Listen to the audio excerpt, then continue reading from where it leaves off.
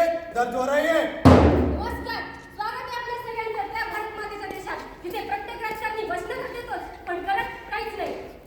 हाजी सत श्री अकाल। स्वागत है आप सबका उस भारत माता के देश में जहाँ हर परिवार में एक ऐसा इंसान तो होता ही है जो हर को कहता है अपने सपनों के साथ कॉम्प्रोमाइज कर ले। क्यों करें हम कॉम्प्रोमाइज? हम नारी है नारी, जो आज भी समाज की नजरों में बेबस और हारी। एक दिन आएगा जब हम भी अपने पैरों पर खड़े होकर दिखाएंगे। उस दिन इस समाज को अपनी सोच बदलना सिखाएंगे। अरे बिटुआ, जब इस समाज को ही तोहार ना है पड़ी तो क्यों तुम इस समाज की सोच बदलने पे अड़ी? ऐसा ही होता आया है और ऐसा ही होता रहेगा। इस समाज की सोच लड़कियों के बारे में कभी नहीं बदलेगी।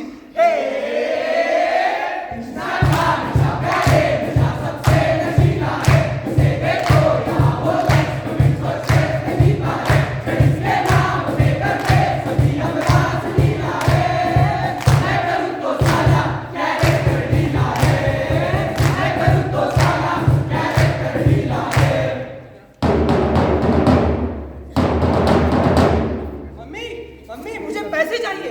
डैडी डैडी, मुझे कुछ पैसे चाहिए। पैसे? तुझे क्यों चाहिए पैसे? मम्मी मुझे मोबाइल चाहिए। डैडी डैडी, मुझे मोबाइल चाहिए। मोबाइल? तुझे क्यों चाहिए मोबाइल? मम्मी मुझे बाइक चाहिए, बाइक। डैडी डैडी, मुझे भी बाइक चाहिए। भाई तुझे क्यों चाहिए भाई? मम्मी मुझे एमबीए करना है, अब्रॉड जाना है। डैडी डैडी, मुझे एमबीए करना है, अब्रॉड जाना है। एमबीए? तुझे क्यों करना है एमबीए? अरे बिटुआ, अब्रॉड जाके करोगी क्या? 40 लाख का खर्चा आएगा। फिर तो वहाँ से वापस आएगी तो तेरी शादी हो जाएगी। अब फिर तेरी शादी के लिए दहेज देना पड़ेगा। फिर तू शादी करके ससुराल चली जाएगी। अरे बेटा, जब तेरी हर बात शादी पे ही आके रुकती है तो कर ले शादी और चले जा अपनी बात की दुआई लेते। हमारे समाज में हर औरत को अपना निर्णय खुद लेने का पूरा अधिकार है, लेकिन ज्यादातर औरतें हाउसवाइफ है, अपनी मर्जी से नहीं, दूसरों के दबाव में आकर, आप जैसे लोगों के दबाव में आकर, क्योंकि घर वाले खुद कहते हैं अरे बेटा थोड़ा कॉम्प्रोमाइज कर ले। कॉम्प्रोमाइज? क्यों कर रहे हैं कॉम्प्रोमाइज? हम नारी है नारी, जो आज भी इस समाज की नजरों में बेबस और हारी। एक दिन आएगा जब हम भी अपने पैरों पर खड़े होकर दिखाएंगे। उस दिन इस समाज को अपनी सोच बदलना सिखाएंगे।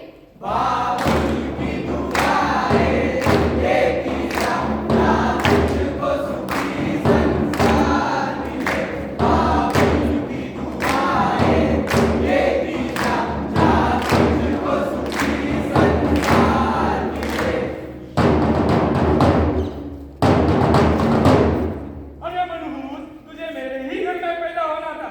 आज तो मैं तुझसे छुटकारा पाकर ही रहूंगा।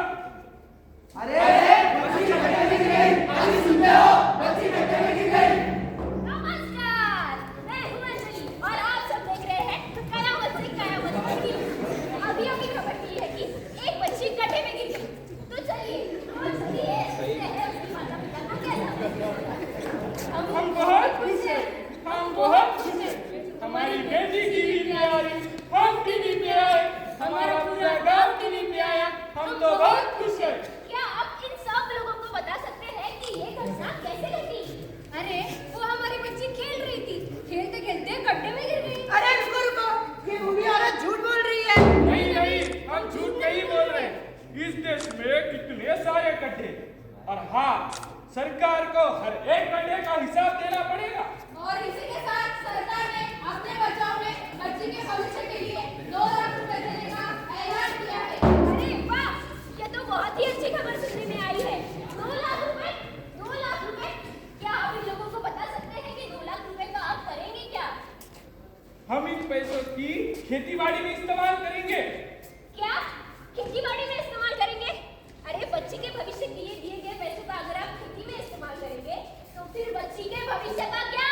अरे खेती-बाड़ी होगी तभी तो बच्ची का भविष्य होगा ना। और पढ़ लिख कर करना भी क्या है? घर का काम-काज सीखेगी और चली जाएगी अपने ससुराल। आज में हमारे देश में कितनी लड़कियां हैं जो स्कूल नहीं जाती। सरकार की तरफ से 5वीं कक्षा तक की मुफ्त शिक्षा होने के बावजूद भी उनके माँ बाप उन्हें स्कूल नहीं भेजते और कहते हैं कि बेटा थोड़ा कॉम्प्रोमाइज कर लो। कॉम्प्रोमाइज? क्यों करें हम कॉम्प्रोमाइज? हम नारी है नारी, जो आज भी इस समाज की नजरों में बेबस और हारी। एक दिन आएगा जब हम भी अपने पैरों पर खड़े होकर दिखाएंगे।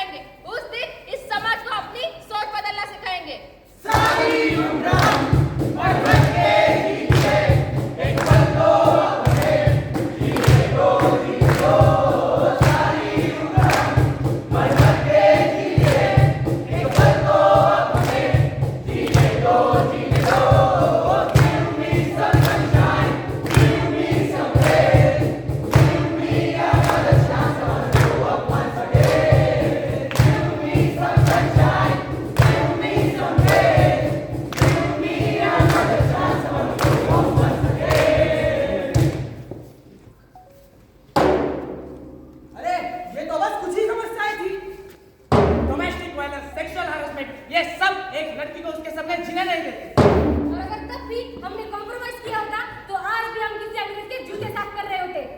अरे हमारे देश में औरत को जीने का अधिकार भी नहीं है। विमेन एम्पावरमेंट का मतलब ये नहीं होता कि लड़की को सहारा दिया जाए। अरे हमारी औरतें बहुत कुछ कर सकती हैं। वुमेन एम्पावरमेंट का असली मतलब होता है let her be herself with an equal amount of stake in a society. अगर इस समाज की सोच नहीं बदल सकती तो इस देश की महिलाओं का कुछ नहीं हो सकता। उन्हें उनका हक कभी नहीं मिल सकता। इसलिए आप सभी सोचिए और साथ दीजिए उनका, क्योंकि आज भी अगर हमने उनका साथ नहीं दिया तो जो होता आया है वही होता रहेगा। कुछ करिए बस बस मेरी कॉल है। कुछ करिए बस बस बड़ा बोले। कुछ करिए 1 2 3 4 चक दे इंडिया। चक दे इंडिया। चक दे इंडिया। चक दे इंडिया।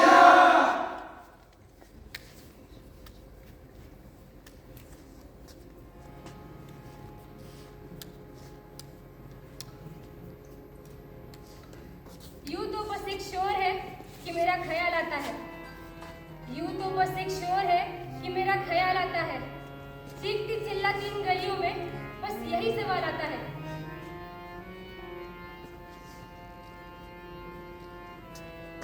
हर सफर हर मंजिल से मेरा रिश्ता है।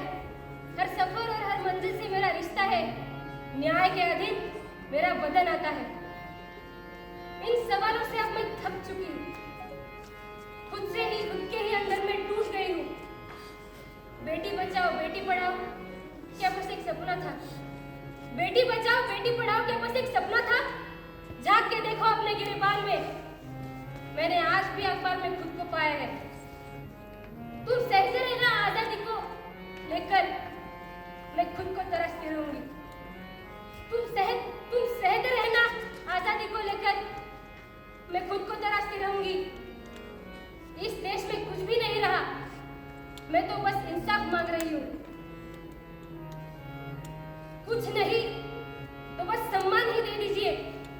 कुछ भी नहीं तो बस एक सम्मान दे दीजिए। इस भारत माता के देश में मुझे आजादी दे दीजिए। इस भारत माता के देश में मुझे आजादी दे दीजिए। भारत माता की जय! भारत माता की जय! भारत माता की जय!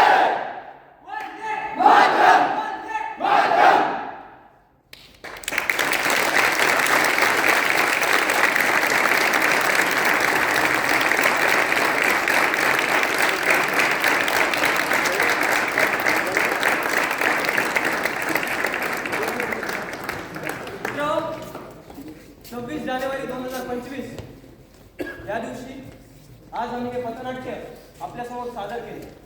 महिला सक्षमीकरणावरचे पथनाट्य आज आपल्या कॉलेजमध्ये बरीच जनजागृती करणार आहे आणि पथनाट्य हे फक्त जनजागृतीसाठीच असतात। त्यामुळे गंधर्व ड्रामा क्लबकडून हा एक छोटासा प्रयोग। तर मी आजच्या कलाकारांची ओळख करून देतो। Sanchit Aralkar, second year.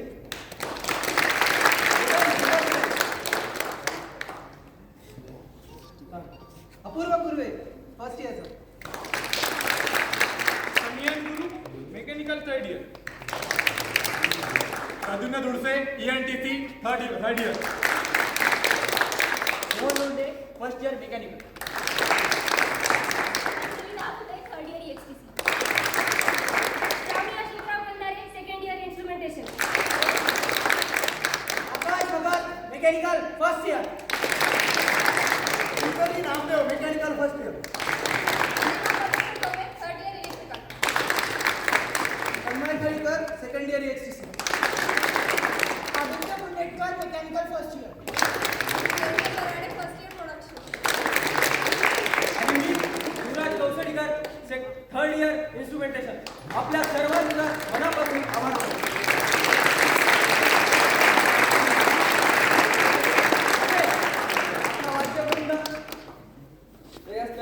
Second year आहे। First year mechanical. First year instrumentation. Thank you so much.